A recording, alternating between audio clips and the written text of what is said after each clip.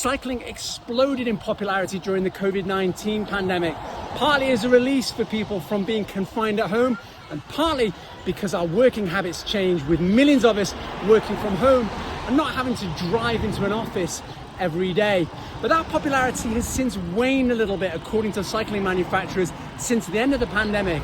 And the challenge for green policymakers and cycling policymakers is how to keep incentivizing people to ride instead of driving to work. But there are two big problems right now: economics and geopolitics. A lot of anxiety because of, the uncertainty, and worried about shortages of products. The tariffs imposed by US President Donald Trump on just about every major trade partner, and now suspended pending negotiations, are already sending the prices of bicycles up.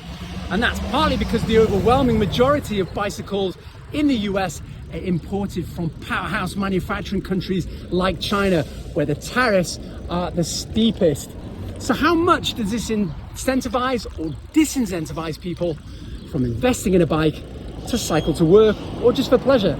Obviously, if something gets to be too expensive, there are city bikes, there's bikes you can rent. So how much is too much? I probably would try to keep it under $1,000. We were thinking about buying a new car, but I'd just as soon get a new bike. There are signs of optimism, though. The US and China have suspended their steepest tariffs while they try to negotiate some kind of trade deal, even if big US cycling manufacturers say they're already raising their prices.